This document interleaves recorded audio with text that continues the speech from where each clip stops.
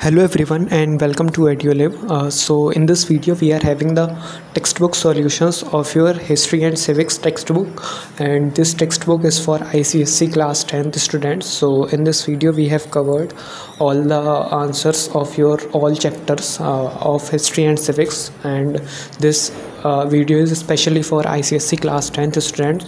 So we have covered all the answers, and if you still think that there is any error in any answer, just make sure to comment down and we will try to help you out. And you can also comment down what other type of videos you want from us, and we will try to upload them as well. So make sure to like the video and subscribe our channel. Thanks.